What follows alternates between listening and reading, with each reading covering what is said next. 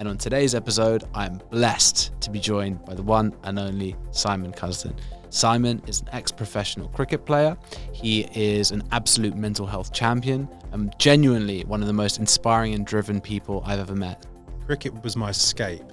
I was thrust into this world where suddenly I'm touring Australia with the England under-19s and I was 17. I mean, I was really raw potential, but it was definitely not natural. You know, it's not natural to have people watching you all the time. Marcus Trescothick, he was an England cricketer. He paved the way for a lot of sports people because on an England tour, he went home. I'm 7 years in recovery for alcohol addiction, and many other addictions. And the question that's been thrown at me many times is, did professional sport cause that? And I decided I was going to drink whiskey every day until I either died or I got it. Welcome to another episode of Big Risk Energy. On this podcast, we talk to an amazing range of people. We talk to these people about risk. Risks they've taken in their lives, risks they've taken in their careers, when they paid off and when they didn't. Simon, thank you so much for coming on the show. Roy, thanks, mate. That's a really amazing introduction. I really appreciate that. Simon, I'm so excited for this conversation. We've just been outside for the last 10 minutes just going at it, and I'm like, right, hold on, let's just try and get some of this onto the podcast. And I'm fascinated by your journey. But I want to just for a little bit, if that's okay, I want to take it back to, where this starts for you. Because I think one of the things that I find really fascinating is the interplay between like elite sports, professional sports, difficulties after that, and the journey around that. So if I'm right, you were England under-19s when you debuted. Take us to that moment. Where were you in life at that stage? Yeah, it's a great question. So I was 17 when I got my first class contract with Kent, and it was around the time that I was picked for the England under-19s. Now I'm a council estate village cricketer, plucked from just like raw, right? Big sideburns, didn't really know who I was, and I had a coach called Paul Farbrace who went on to become the England assistant coach. And he kind of picked me out of obscurity, really. Talent, I think I bowled fast. And but I was thrust into this world where suddenly I'm touring Australia with the England under-19s and I was 17. I mean, I was really raw potential. But I came back from that and I started to get it. You get in the right environment. And I'm a big believer that you become the sum of who you hang around with. And because I was in that elite environment of training, I pretty quickly, I started training like an elite sports person and eventually started thinking like one for a while. But yeah, that was around that time. Yeah. Yeah. And tell me a bit about the, that transition into elite sports, because I think elite sports is not something that the body is necessarily, or the mind isn't necessarily designed to do, right? No, it's not. And it was, it's interesting. We look at, if I start by the way we look into elite sports, we sometimes forget that they're normal people that, for me, I had a really traumatic childhood. And so how often when you're watching the Premier League or you're watching, the cricket, do you think, oh, those guys have issues at home, or there's a real mask there and a veil. And I certainly came into professional sport with, I'm 7 years, worth mentioning, I'm 7 years in recovery for alcohol addiction, and many other addictions. And the question that's been thrown at me many times is, did professional sport cause that? Right, and it was always no. Actually, it helped me keep that at bay because I had strength and conditioning coaches that would kick my bum if I didn't show up. I had a goal. I was driven. I had, sure, when things didn't go well, we drank alcohol. When things go well, you drink alcohol. But actually, the structure kept me safe. I came into it with that, and I think probably the biggest misconception people have, and it's improving massively, is that anyone in the elite spheres, whether it's sport or business, doesn't have childhood trauma or fears or vulnerabilities. And we're in a different world now. This was mid-2000s. The changing room was a less forgiving place. Sure. Marcus Trescothick, he was an England cricketer. He paved the way for a lot of sports people because on an England tour, he went home and he said, I've got depression. And he was right at the top of his game. And even then, the Australian newspapers, I think they blasted him. And he was the first person, and he paved the way for a lot of other sports people to go, actually, I struggle, and actually travelling is really hard, and the nature of training isn't conducive to, lifting really heavy weights all the time. It's not good for the central nervous system, which is not good for the mind. And, you learn all these things later on, but reflecting in, I think it was as there was as many things that have led me that were positive as there were negative around that environment. It was definitely not natural. You know, it's not natural to have people watching you all the time, and it's not natural to every one of you. I mean, the crowd coming and watching you train, and then just deciding they could verbally abuse you. You know, like and it's like that's a weird world. Yeah. It's a weird world to be in, but a lot of people are in that world, whether it's in sport or business. So it's something we need to understand better. That's for sure. I think especially at that age as well. Oh yeah. If my actions were under scrutiny at 17 to 19 years old, I probably wouldn't be here talking to you right now. No, it's a great point, and I really, who knows who they are when they're 17? You know, who knows who they are at 30? Yeah, exactly. And you know, it's a fascinating thing to think. You know, for me, it was just a childhood dream that took on its own momentum. But later on in therapy, I sort of worked out that maybe I was doing it for all the wrong reasons. You know, maybe I was doing it to make my dad love me, or you know, maybe I was doing it to fill a hole that was left in me from childhood. And actually, that's exactly what I was doing. Or the main thing for me in my cricket career was it was always my escape. Cricket was my escape. When I was 5, it was the escape. It was the thing I was good at. So it was an escape from what I was bad at. You know, it gave me friends. It gave me. I was always bigger than everybody else. But it was an escape. And then when my sister got cancer at home, when I was a professional cricketer, it was even more of an escape. And, you know, the worse things became off the field, the more of an escape it became. And there's a lot of that, you know, there's a lot of that in business. There's a lot of people who, it's amazing what someone will create to escape, right? Like you see some of the most incredibly successful people and we idolize them. But actually, if you scratch the surface, you think, that's just an elaborate escape from the intimacy at home or present moment experience. Or, you know, like take a Steve Jobs. I always think of Steve Jobs, you know, because I think amazing, like incredible person. But I always think, you know, I do think this a lot. Would I want to be him on my deathbed? You know, would I really want to be him on my deathbed? I think about that a lot. Or Michael Jordan. Yeah. You know, would I want to be Michael Jordan? I watched the documentary. It was amazing. This guy flew through the air. Like he flew through the air. Did things no human being's ever done before. The level of mentality that he was capable of. But there he is on this documentary with a glass of whiskey. And he just, you know, his eyes are red. And you just think, that guy's not sleeping well. And he needs to be competitive all the time. And not to judge him, because this is just from the outside looking in. But it's been a great question for me that I've asked myself afterwards. My career finished, because I thought, maybe it's a good thing I didn't play 100 test matches. You know, maybe it's a good thing I didn't do that. Maybe it was good that my career finished when I was 21 and I went and did some other stuff, because sometimes, you know, sometimes I wouldn't wish success on my biggest enemy, because it's so illusory and it's so different from probably what's natural for us. Yeah, I think so many good things, so many interesting points in what you're saying. I always think that as well in terms of, you know, CEOs of massive companies or founders of massive companies, and these small decisions that they make, like a Zuckerberg, for example, small decisions which impact everything in the world. And it's like, it's all coming down to this one person's psychology and what they're looking for and how they feel that day and how, you know, they're trying to escape different things. It really is amazing to see how far people can go on that. And I think that as well with elite sport, like, so I imagine there are a lot of people who are channeling trauma, channeling pain into that output. And I can imagine, rather than, you know, it being, well, we don't think of these people in that way because they're elite athletes, actually how, you know, probably as a percentage, there are more of them going through serious things which they're channeling into to getting to that level than in other parts of society. Absolutely. You know, I'll ask you a question. Why does Superman want to save the world? Go on, you got to have a guess. Why does he want to, what motivates Superman to save the planet? His mother never hugged him.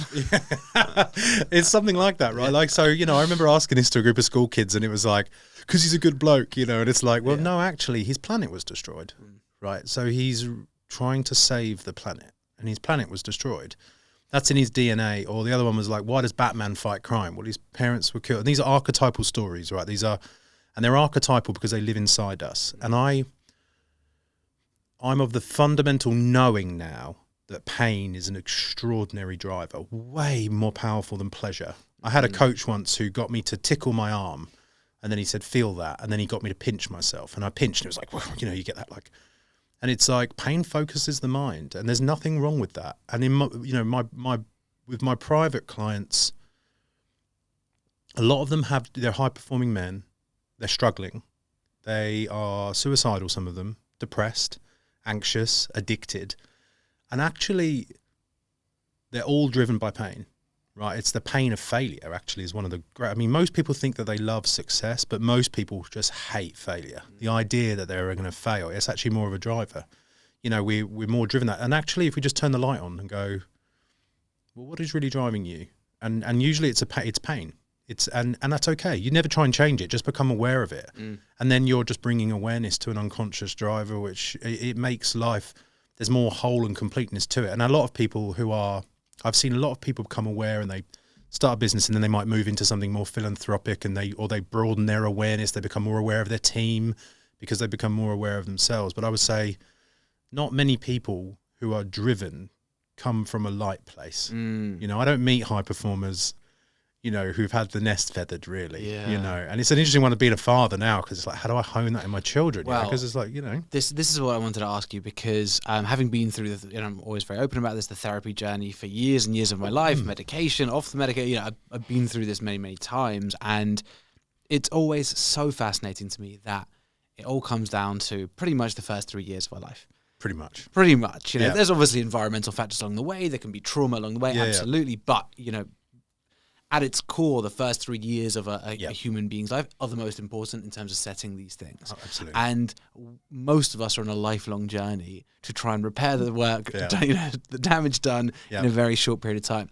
Now, how do you approach that, knowing that in the way that you do? As a father, I know how much you love your kids and that side of it, but how do you, because I feel like it's almost impossible not to fuck up our kids. Absolutely. In the first 3. I've already done it. I don't see how it can't happen. So is life just this journey of accepting that we're all going to be fucked up in a certain way, and just being on that journey? Absolutely. What you just said there is so true. It's so true. Well, firstly, I don't know if you've ever been around children, but they kind of have their own will, and it's stronger than anything. I mean, if you've ever tried to argue with a toddler, right? And so the idea that we can create... the idea that I could stop, I mean, one of my boys, Jupiter, he's got a really big heart, which means he cries with his whole heart, he laughs with his whole heart. The idea that I could try and make him not like that is, I would end up being really controlling. And maybe that's where people do go wrong. They try and make their children something not natural. But I think that, I mean, we'll go really deep here. I think it comes down to what is your fundamental philosophy for life? And I know that's a broad, but it's like, why are we here, right? And you have to ask yourself that question. I sit with people all the time, and all I want to do is, why are we here? What do you think is going to happen when we die? What happened? When one of my favorite questions is, when did you become you? Right. So like, it's a tough one. Yeah, it's a tough one. But even just to think like that, like we open our minds up to something broader, and I found a lot of solace in the Buddhist philosophy. I found a lot of empowerment in some of the less churchy Christian, stuff that's not been corrupted, some of the older stuff. And then the Hindus, the yogic culture's given me frameworks for karma and what it means to come into this life. And I would say that that's a big journey, even answering those questions. But one thing it isn't is like, well, my dad screwed me up when I was 3, so it's his fault. Right, I've been on that journey, right? Yeah, we all are, right? Right, but and maybe it's important to blame dad for a while, because you have to access those emotions. I really needed to blame my dad for a bit, because I needed to access the anger so that I could access what was under the anger, which was sadness. And then, so there's relevance and importance in like going on the whole, it's my mum and my dad's fault or my culture. But actually, that's just another doorway in and another doorway. And it's more like an onion. You just keep stripping it back. You keep coming back. And eventually you end up with, why the bloody hell are we here, Roy? Like, what are we doing? We're sitting in this padded room. But what does it all mean? And where are we going? And you go on that journey for a while. And I think most people should go on that journey. Ask really big questions. Yes. And then your pain sort of takes on, it's not so much pain. It's like inspiration. You can transmute your pain into motivation, and you yourself, you're an incredibly driven, very aware man, because you've lost people, and you've had your own struggles, and you are someone who's transmuting your pain into purpose. So it's something like that. It's like most people don't realize they're in pain. So become aware that there's pain, and certainly in men, I would say that men are really unaware of their pain. Mm-hmm. And then if you're not aware of your pain, you're going to find really crazy ways of escaping it in the form of addictions. Yep. And if you can't find anything that will help you escape your pain through the form of addiction, you'll go one step further, which will be, to suicide, which is a massive problem. Mm-hmm. But if you can become aware of your pain and you have a few tools and maybe you've got a group of people that you trust and a therapist who can help you just slowly feel that pain, then it begins the process of transmuting it into a form of purpose. And it's as dense as that pain is how powerful the inspiration is. And when you meet someone who's transmuting it, it's just nothing's going to. That's all me and my wife Jess. Mm-hmm. 12 steps recovery, 7 years in. We're just really aware of where we've been. Jess has lost her sister. I've lost my sister. We've had loved ones die. We've been through addictions. We've been to hell and somehow come back. There's a great quote which is, religion is for people who are afraid of going to hell. Mm-hmm. Spirituality is for people who have been there. I like that. Right, like that, yeah. And so, in northern Tibet and in the Buddhist, the really far Tibetan Buddhist stuff, they revere the peacock. You'll love this. They revere the peacock. And they revere the peacock because in Vajrayana Buddhism, which is the transmutation of sort of, so think like lead to gold or pain to inspiration or love, they revere the peacock because the peacock only eats the poisonous berries and it makes its plumage. Wow. And that's said to be like the deepest philosophy for life. Wow. It only eats the poisonous berries and it makes its beautiful plumage. Wow, that's amazing. That's I've never heard that before. Is that actually true? Is that wow? Yeah. They revere the peacock. Wow. So it's the symbol of transmutation. It's like, so we've gone deep quite quick here, but it's like we're all in pain. Yeah. We're all in pain. Everybody's in pain. Everybody's running away from something. And have you come across a ex-athlete, Jack Green, who's a GB? I jumped on Zoom with Jack. Yeah. Yeah, we had a great chat. Yeah, great. He lives in my hometown, actually. Oh, really? Okay, small world. Very small. And me and him had a very interesting conversation where we were talking about, for a lot of people who are utilizing their pain for drive, for intent, when you have a society which rewards that drive, for example, whether it be building a business, whether it be, a more fierce athlete, whatever it might be, I think a lot of people are scared about dealing with that pain because they're worried about losing that drive. And, Jack was saying that was something he went through, but he was no worse of an athlete by any means once he was dealing with these things. So what would you say to someone who feels like, because I've felt like this before, I'm like, I know I'm dealing with some serious shit, but things seem to be working right now. They weren't actually. I was definitely drinking too much and probably going down that slippery slope. But what would you say to someone who's in that stage? Yeah, it's a great question. And I can relate to that massively. And I think that certainly let's take whatever masculinity means, right? Let's take that between us as two people who identify as men, and then we go.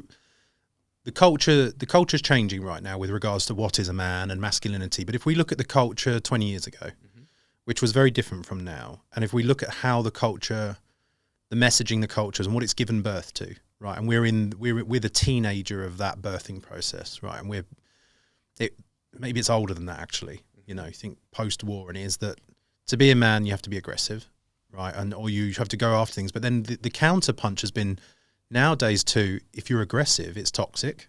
So it's like there's a real pendulum swing between these two things. My big thing that I'm thinking at the moment is about sustainability. So I think that for me, the word sustainability and balance come in. So I look at the whole, the word yoga means union, which means whole, which is holistic. And if I look at the whole of a person, so you put a high performer in front of me right now and you go, well, they've got millions in the bank and amazing, like changing the world, hiring staff. I go, well, what are their intimate relationships like, right? That's a scary question for most of them. It's a scary question, right? And it's like because I just think we need to broaden the aspects that we're judging people on, that's all. So we go so we start to reveal, like the people I look up to the most, the ones who are running I really respect people who run businesses because it's so hard.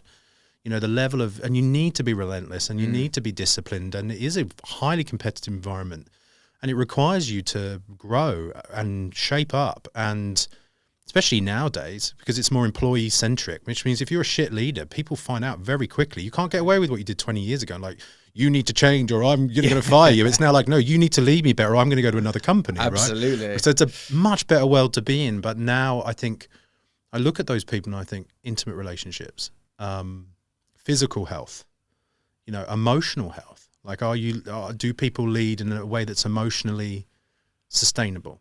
Right. So anger's not a sustainable emotion. It burns bright, and the angry CEO that could create change in a really short period of time probably is at risk of a heart attack in 20 years. And 20 years is not that long. And you see that a lot: burnout, stress. So you just take a bigger picture look at an individual. And my whole view of an individual is always to broaden the view. So I get a client come in, high performer in one area, low performer in 5 areas. And one of the reasons they become a high performer in one area is because they've sacrificed all those 5 areas. Yep. Right? Know that feeling. Yeah, me too. They've sacrificed those other 5 areas. And so the 5 areas that I work around are mental health. So it's mental health, emotional health, physical health, relational health. So like that's probably the most important one. Environmental, so that's more like where you live, the connection to nature and things like that. Financial health and spiritual health. And the spiritual is more like the sense of meaning. So then you also meet people who are high performers, but they're not spiritually healthy. Because spiritual health is being connected to a greater purpose than yourself. You're a spiritually healthy person if you give more than you take. You're a spiritually healthy person if you produce more than you consume. And so you take a person, that high performer person, and all you got to do is broaden the view, do a bit of a stock check.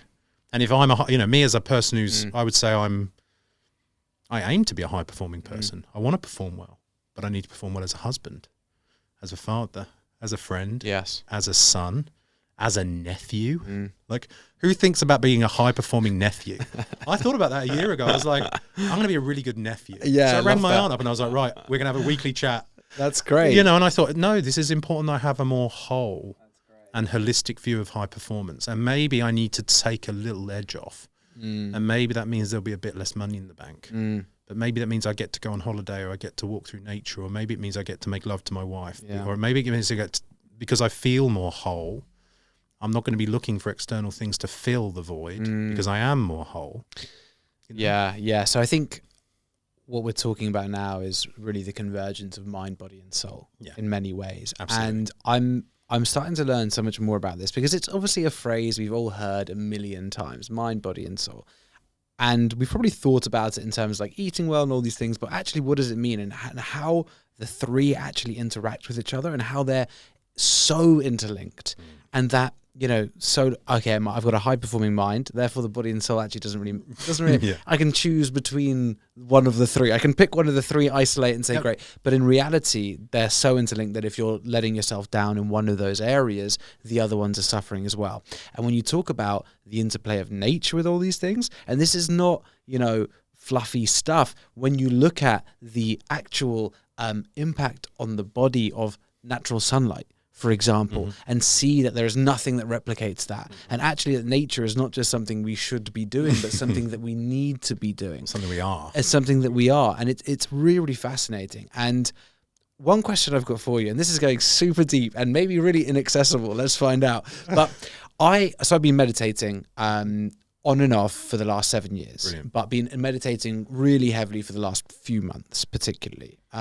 Trying to do multiple times a day and really just getting into that part of my life. And a lot of people use the metaphor of sitting on the side of a river and seeing things go by and being a passive observer of that flow. But there are some people who believe actually, we are the river, right? We are not the passive observer, but our experiences, our thoughts actually make up what we're being at that time. What is your view on this part of it? I know this is like the deepest question. I don't know if this is what you're prepared to come in today to discuss. How long have we got? Probably not enough time to answer that. I haven't had a drink in 7 years. Come do 1 minute, if I do a podcast with you, I need a glass of whiskey. Right. That's an extraordinarily deep way of looking at things and really Like you're getting to the source of life right there. And so in what I understand through my own meditation practice is that there are two aspects to the life, right? So you have masculine and feminine. So masculine with regards to, this is Taoist, but across culture, across, religious thought, but not religion as we know it. Sure. The masculine part of this moment is the part that is observing the moment. So think infinite awareness. It is the part of me that is aware. The feminine part of this moment is the part that is moving. So it is the light and the sound of this moment. And so when the awareness is aware of what is moving, that is a whole moment. So this moment is only made of two things, that which is still and that which is moving. Mm-hmm. So the universe is made of stillness and movement, right? So in the Hindu tradition, Shiva, I am. Okay, so that's the passive awareness. Shakti, or all the 10 million feminine deities that there are, is the dancing movement of the moment, right? And there's a reason in the Hindu tradition that the feminine has 10 million names and the masculine only has one. Wow. Because all that moves, think about the many, many forms. And there are ferocious feminine deities because there's fire in its nature, right? So, but my wife's guru, Lama Lena, talks about the yoga of dancing stillness. Mm-hmm. Right, you'll like that. The yoga of dancing stillness. Union, yoga, which means union, is the union of masculine and feminine. So it's when presence and movement meet each other. And that's when you know you're in alignment, right? So you know that you're doing, it's called your Dharma in Buddhist, right? So you know you're in your Dharma when there is no separation between what is awareness and what is moving. So if you make love and you're in your heart, and it's that's the union, that is the sex of this moment. So if you know this because you would have had these moments, that's the flow or the zone. So the ultimate attainment of meditation is to merge, which is yoga, right? But in the yogic tradition, you need the body because you need the body's energy systems. You need to be, and you need certain, there needs to be to attain that. But the thing is, it's what's so deep. I love it. If you attain that, you'll die. You'll die in bliss, and you'll never come back to this hell realm ever again, and you'll attain samadhi and you'll be gone. And so this is what the yogis are chasing all the time. But we can find it in business, and we can find it in love, and we can find it in fatherhood and motherhood, and we can find it in walking. It's basically when, here's a simpler way to put it. It's when being and doing meet. Yeah. So it's really simple. But this should be the goal. Yeah, because one of the things that I found with my practice for the longest time until I started understanding this a bit more was the separation, right? It's actually, I don't want to feel my feelings. So because sometimes meditation can lead to suppression. I found it's like, well, I'm going through pain, I'm going through whatever it is, back to the breathing. Mm-hmm. I don't want to be there with it, but actually it's creating that gap between the observer and the experience. Yeah. Whereas actually that's the end point, is realizing, the two are the same. Absolutely. And, my wife she's extraordinary at this because she's feminine. So she feels more, right? And so the feminine, we're really disconnected from the feminine in this culture. It's really pretty masculine, not male, masculine, in a sense that because we've cut off nature so much and we've tried to chase the things, we've lost our touch with nature, and that means our own inner nature, which is, you see it most clearly in a child, singing, dancing, playing, right? Like moving. Children are always moving. You never see a child sat still. The movement, our emotions are always moving, and you watch my wife will feel, and she'll talk about being aware in the feeling. So when we're emotional, it's like allowing ourselves to feel. Massive value in men doing this and being in safe spaces to do so. I'm not of the belief you should just go into the street and start crying, because I don't think you'll ever feel again if you do that, because we're not ready to hold each other like that. But to be able to feel and be aware in the feeling, and not be aware and push the feeling away, which is what you were just saying. It's perfect. Yeah. And tell me, because I'm fascinated to see what you're doing now, and using the strength that you've amassed throughout that journey, and the absolute roller coaster that you've been on, and now helping as many people as possible. Yeah, so it's been 7 years in recovery. My wife's also 7 years in recovery, and we feel we've been blessed to go on a different kind of journey, Eastern in nature, and one of the great superpowers is being an addict, because you can turn I'm an addict, right? Like, I can't keep peanut butter in the house, but if you can find we've turned our addict in the right direction, I think, in a sense that we've come home to the UK, we started a family, and we just want to help people, and we're looking out into the culture and going, people are really struggling. Like, people are really struggling, and it's such basic stuff that people need. Like, emotions are temporary. That's like groundbreaking information. Thoughts come and go. Don't believe your thoughts. Yeah, right? It's one of the hardest things to realize, but the most powerful. Absolutely, and it takes practice, and how to develop a practice. And so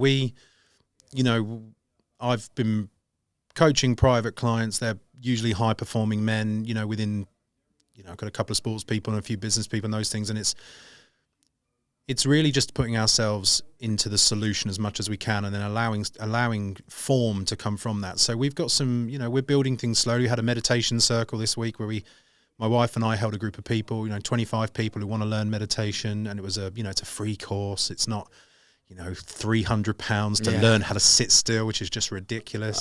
I've got some work with the Premier League, and I'm jumping into some of the sports stuff, and just, for me, I just want to be a part of the solution, and the forms that take are growing, and it's in the form of private coaching. I have a contract with a decent sized global law firm, male partners, high pressure, we're now the referral point for those guys. And it's, we're right at the beginning. I mean, like yourself, I still feel like I'm a young man, and we're allowing this thing to grow. I think the big thing for us at home is, I've sort of had this moment recently. My wife's very good at keeping me on the straight and narrow with this one, is could run around the culture helping people and then create 2 mental health issues in my children. That's the big thing, right? So balancing it with and develop and continuing to just practice, because I still think it's a very shiny world. I sort of watch The Shine. It's very shiny and it's very attractive. And I watch the ideas in my head, and I think actually one of the best things I know is it's never as good when you get there. You'd know that, right? You would definitely know that, and the people you surround yourself with would know that. Yeah, that's a very powerful message that needs to be given out a lot. Yes, that if there was a message that needs to go out into the culture, then it would be a message from highly successful people going, "It's nowhere near as good as you think." Right, it's nowhere near as good as you think. Yeah, I'm still the same person. I still worry about things, and you're doing that really well. It's one of the reasons I really like you, is because you've been very successful in business, but you're using your success in business to push that message, and you're very vulnerable and you're very open, and it's extraordinary. Men like you and women who are doing the same thing, they're leading the culture now. Yeah, I mean, it's something I'm so passionate about, and again, I think why we've clicked so much is because it's so important. And it's funny, the podcast in a very different angle. The podcast I was doing before this, one, it helps to see it. When you see it, you can believe it, and you can believe that you can be more whole, more vulnerable, whatever it might be, and it not preclude you from elite sport, success in business, whatever it might be. So that's one. But the other one as well, and it was so funny because I was literally saying this in the last podcast, is part of having access to people who have been incredibly successful, who are incredibly wealthy. Some of my very good friends, unicorn founders, for example, worth hundreds of millions of pounds now. And it's like, okay, but getting access to them and seeing the other side and seeing, okay, no, this has not solved any of their problems. No. In some cases, exacerbated a lot of their problems. And when when you're fortunate enough to see through the needle in that sense, then you can say, do you know what? I don't need to spend all of my time chasing a life that I've been sold, because I've seen what's on the other side of it, and it's not necessarily fulfillment. And some of the most fulfilled people I know are definitely not living that sort of life. And when you can realize that and spread that message and say, look, yes, being successful in business might be an amazing thing for you, but it might not. Yeah. You got to really be true to yourself. Yeah, and I think, one of the really questioning what success means. It's a great question. What does it mean to me? There's success, which we've all agreed, unconsciously agreed on this thing called success, but I think it's a personal, and it takes time.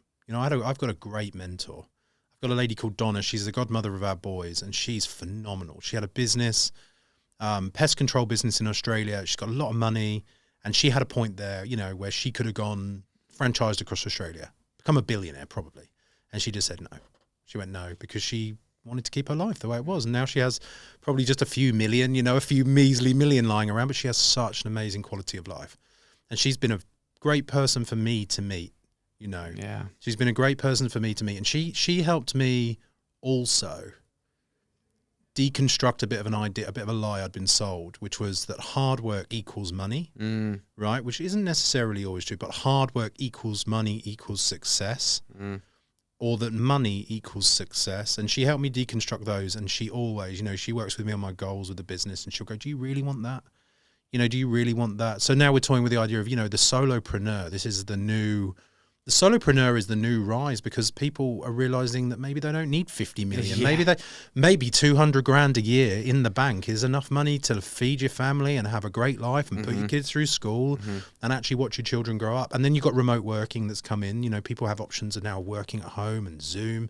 It's so much easier to be at home. I think we're going through that reframe right now. Yeah. What is success? And then the other side, you've got Ben Stokes, the England captain, on Amazon talking about his struggles. And then there's this deconstruction from the idols.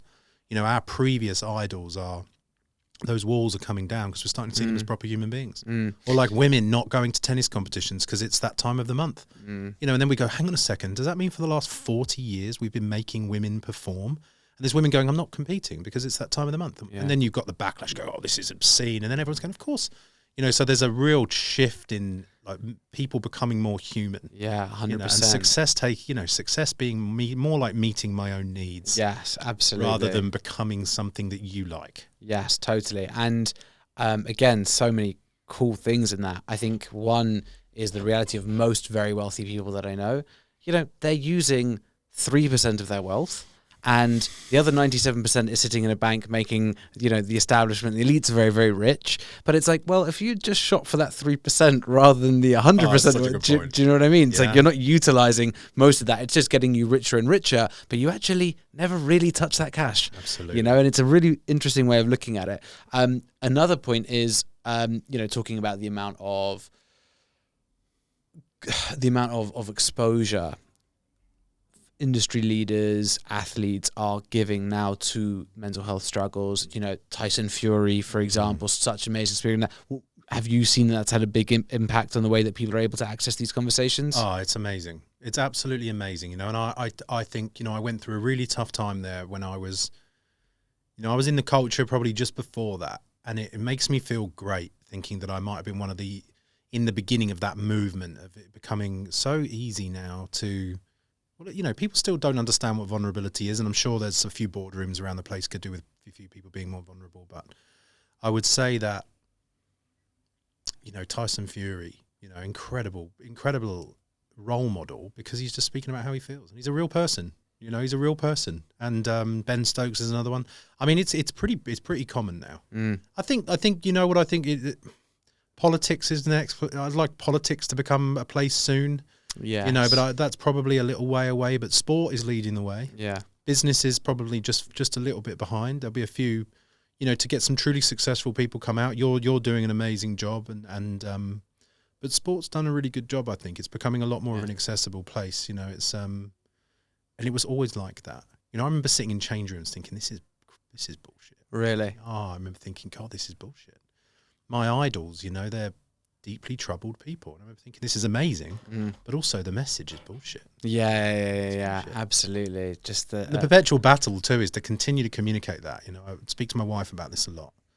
We step up and we pretend we know, and half of that we do know, but then really stepping up and more like exploring the problem rather than saying, well, I've got it all sorted. You know, like because I'm 37, there's a lot of things I haven't got sorted yet.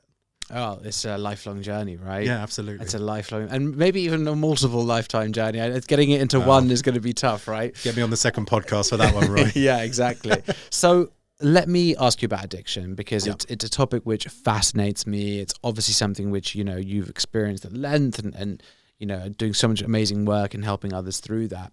The more and more I learn about addiction, the more and more I read about addiction, it's becoming painfully clear to me that we are living in a society that is designed to have as many addicts as possible, not necessarily to drugs, to substances, although that too, but to our phones, to social media, to consumerism, to money, all the things that we mentioned before. So how do we cure the addiction epidemic in this? Another short question for you, another small, easy, digestible topic.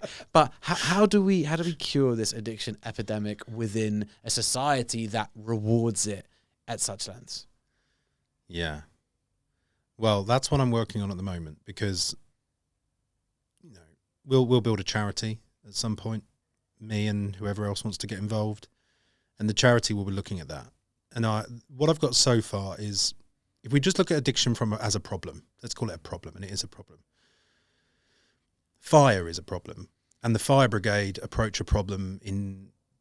fire in these three ways. Firstly, there's a fire.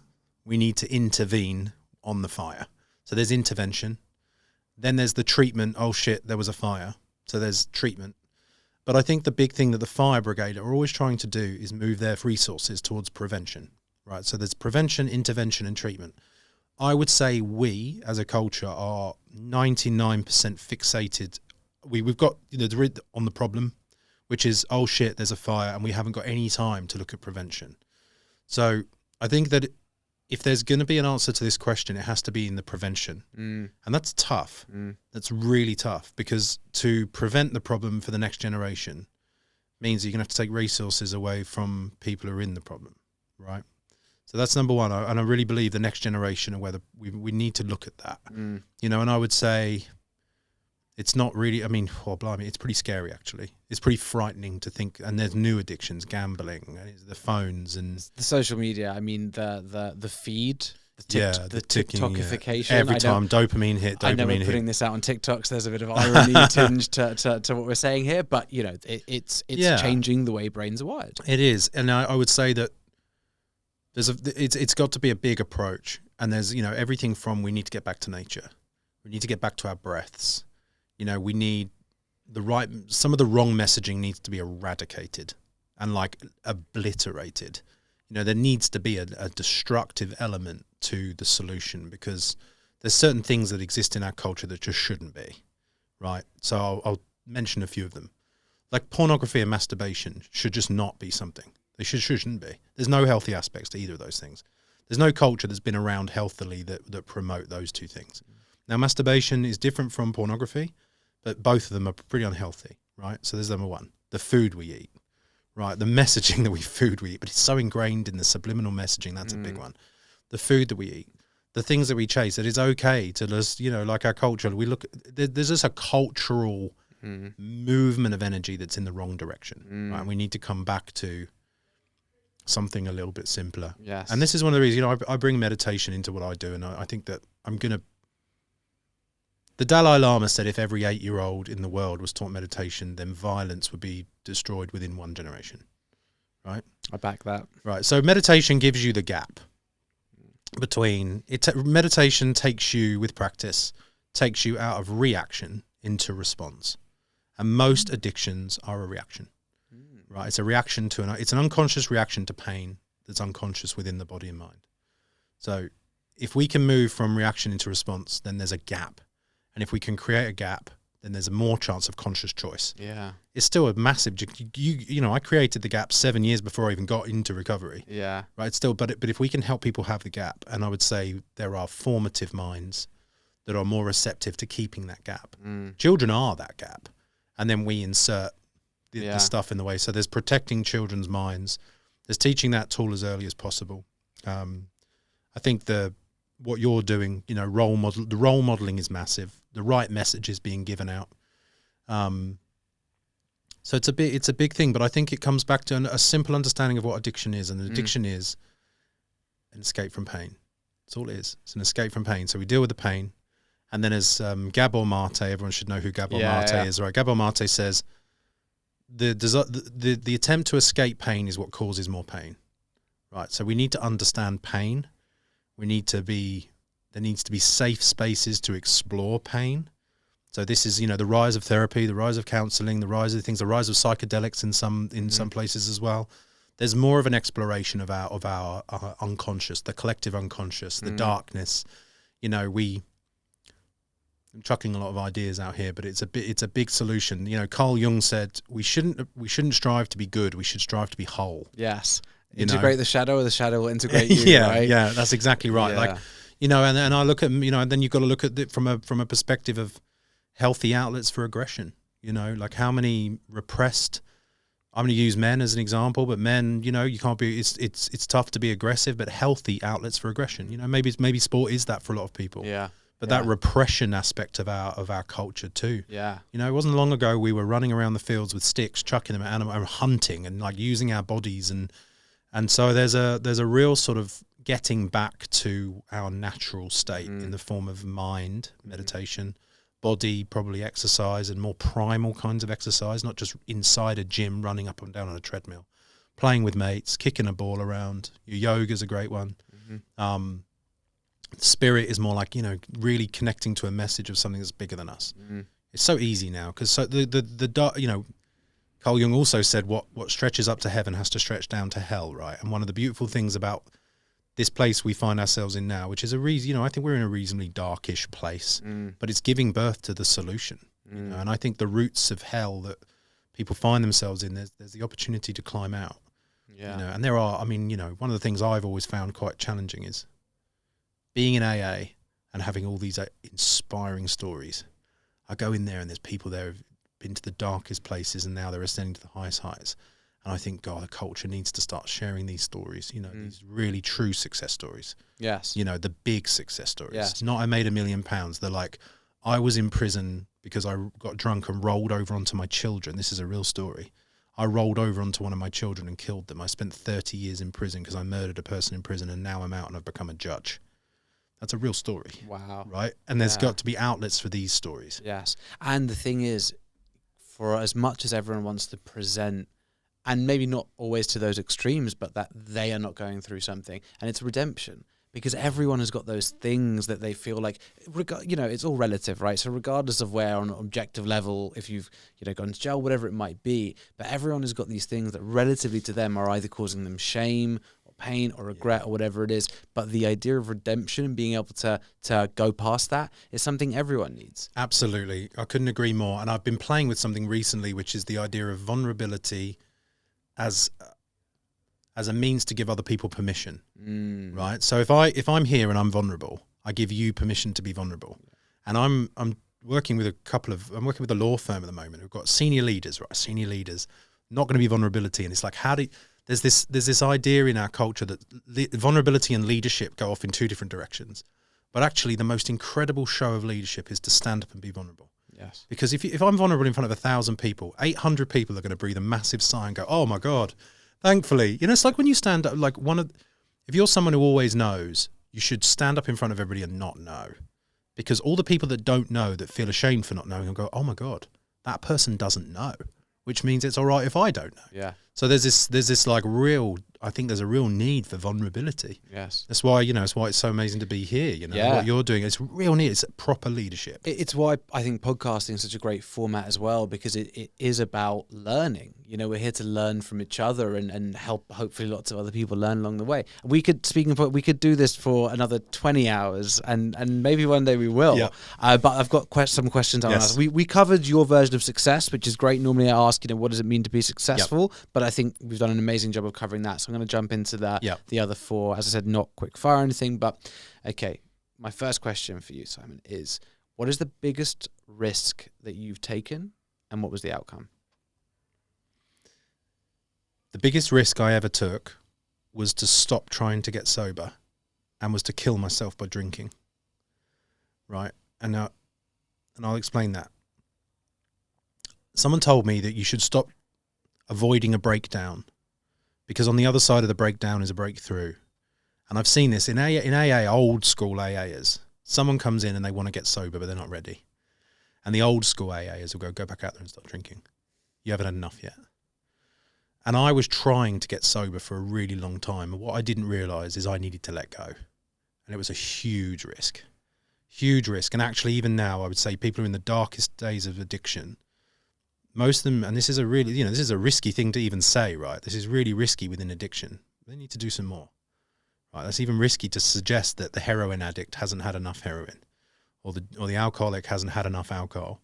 So I let go, and I tried to commit suicide without alcohol, and then I decided I was going to do it through drinking because it was all I could do. And I had a funny feeling that it might work, but it was a pretty big risk because I just drove myself. I quit my job in Australia. I took all the money I had, and I drove to a place called Byron Bay in Australia, northern part of Australia. And I decided I was going to drink whiskey every day until I either died or I got it. And I stopped trying to get sober, and I decided I was going to drink myself through to the other side. And then, pretty sick, I woke up on the grass one day and I didn't want to drink anymore, and I haven't had a drink since. Wow. I haven't had a drink since that day. Since that day, yeah. Wow. So I drank myself through to the other side. Wow. So it's the same with, and I've got a sneaky feeling this is a way of doing things, because it's like the person who's trying to stop. I know a few people have done this. People are trying to lose weight. Just keep eating. Just keep eating. Eat whatever you want all the time, whenever you want, and eventually it'll shift. 100%. That's true. I think of it like this: as like people want to break through, but they're avoiding the breakdown. So keep going, and that was a massive risk. Wow, that was a massive risk, because in a not so far away alternate dimension, I was found dead under a tree in Byron Bay. Yeah, probably a week or two away, but I just decided to let go. Wow. Yeah. That's what an amazing answer. You hear this a lot. You need to hit that rock bottom. You need to hit that point where the only way to go is up. Right? But fascinating, and again, probably so many more of these inspirational stories that I'd love to tease out. But let me go onto the next question. What are you proudest of?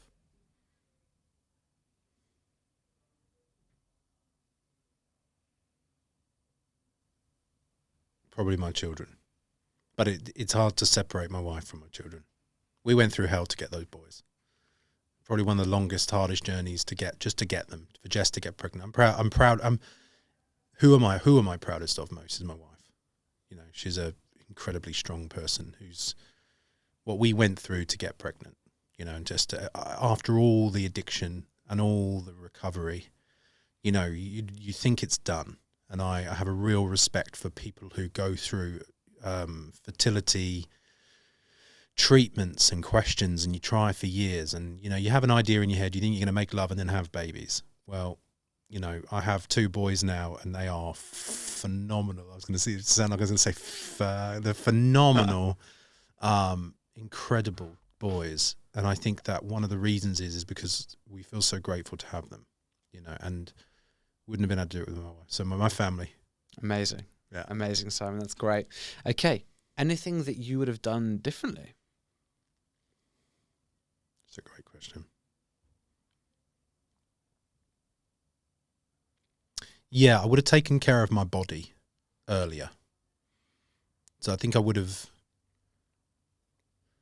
Momentum sets in later on in life, and it becomes harder to break habits.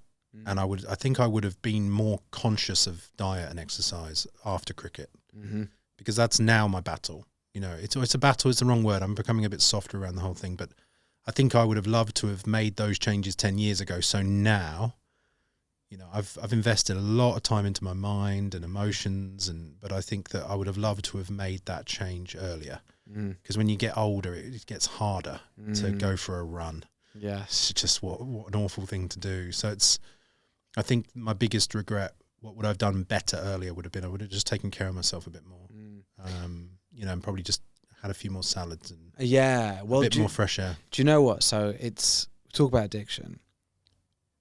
For me, like one of the biggest ones, it's the food. Massive. I mean, I love to eat, right? I'm a big guy, you're a big guy, right? Yeah. Love to eat, but the moment that I've done diets. I've done many diets, and I've done those to amazing effect. I have lost 40 kilos previously, put it back on 2 years later, but I have, Yeah. But the moment I stopped looking at a diet because a diet has got, a time limitation on it. And you can do amazing things if you know that there's an end in sight, right? You can do pretty much anything if you know, well, look, this is when it finishes, so it's okay. But the second that I started looking at like lifestyle change and that this is not going to be a time limit thing, but a new way of living life, it's like, wow, I am so addicted to processed foods, like the sugar, all of that. And it's one of the toughest, because there is nothing but celebration of the McDonald's that you can have, the KFC, all of these things. And I mean, for me, that is one of the most difficult. Yeah, I would agree with you massively there. And who knows what's in the food that's toying with the mind on a very deep level. I feel that, it's not, you can't just stop eating. It's not like booze. Yeah, you can't abstain. You can't abstain. So it's and the longer you go on, the harder it becomes with food. But I've learned some things about food recently which have helped me, and I think that there's a spiral that goes there in food, like eat the crap and then just beat the crap out of myself, and then then I'm eating to escape that feeling. So that's really helped me as I get older. But I just think there was when I finished playing cricket. It's a tough one, isn't it? Because you can't really look back and think you could have done things differently. But I think that one, I've made some monumental mistakes in my life. But that's the thing you'd change. Yeah, that's the thing I'd change, because I think that I've learned from my mistakes. Yeah, well, this is it, right? There are things which make us who we are today. Not having that extra McDonald's burger, probably not. Yeah. But there are often big mistakes that we make that we would never be where we are without them. Of course, yeah. No, you don't want to change those. No, things. And it's a funny one, because I can go, well, I wish I'd never drunk alcohol, but I think I wouldn't know I wouldn't be who I am had I not been on that journey. Yeah. There's a couple, maybe one more. I had a friend in rehab called Chef, and he didn't make it in the end. He died after rehab, unfortunately. I think maybe there's a couple of times I would have told a few loved ones that I love him. Maybe that's the thing I would have changed. I would have just, I think I knew Chef wouldn't make it. It was his birthday the other day. We lost him 5 years ago. And I think I knew he wouldn't make it. And maybe I could have just loved him a bit more, or made some more time for him. Yeah. And that's a big regret of the people who are on their deathbed too. It's always those intimate relationships. So a couple of those. My sister died too. My mum died. And I think I probably would have but that motivates me now to be pretty affectionate and with my intimate circles, try and really value the people closest to me, because we're all going to die. Yeah, absolutely. There's only one certainty. And I think, sometimes it's and again, goes back to vulnerability and helping others, the ability to share that message because you've missed out on it. Yeah. And then 10 people who listen to that, and then at least in a utilitarian sense, the greatest good for the greatest amount of people. Definitely. You missing out on some of those things, but telling others so that they don't, can have the bigger impact, right? Perfect. Simon, my last one for you. Go on. 16-year-old Simon walks in the room right now. What are you telling him? I mean, this is my belief, and this is how I keep this from people. But I would tell him that there's a God, and that God loves you, and that there's a plan, and you're a part of that plan. And sometimes a part of God's plan is to go low. And just because you're going to go low, and you might be going low, don't resist. And even when you hate yourself, God loves you, and it's all divine, right? Like, it's all divine, and in the lowest place, God's with you. And trust the flow of that. I think, because it would be easy for me to talk to my 16-year-old self and go, don't lie, cheat, steal, but my fundamental knowing now is that I'm a part of something that's moving on the earth, that's a part of a solution. And in the grand scheme of things, 30 years of a life is nothing. And I truly feel that my lifetime has taken the perfect course. And so it would be something like, no matter what it looks like, you're always right where you need to be from the broader perspective, and to trust that, and to trust your distrust of that, and just really trust. And it's something I come back to now too, because I work with people in really dark places, and sometimes I have to think, maybe they have to go on a bit of a journey, and not to rescue them too much. Maybe a part of the divine plan is that people need to go low. We can look out on the society too. Maybe in 100 years' time, this society is truly awakened, truly, right? And maybe a part of that awakening is this incredible. Maybe all the suicides are a part of that awakening, and it's a faithful and hopeful way of looking at things, but it's kind of been my experience, so I'd probably say that. Incredible. Simon, thank you so much for coming on the show and sharing so much. Anything that you want to plug before we go? Meditate. Everybody meditate. No, what do I want to plug? No, look, I think that the main, if anybody is struggling and if anybody's going through anything, and even if there's a great saying, which is kill Godzilla when it's an egg, right? And people know when they've got their little eggs of Godzillas. And I think that, you're a good testament to this. I am just, it's always the plug, isn't it? It's like, just reach out. And my new thing that I'm getting with reach out, reach out to someone you trust. Don't just reach out to anybody. Go to a trusted friend and reach out if anybody's struggling. Because, I think that's the catalyst for change. Simon, thank you so much for coming on the show. Pleasure.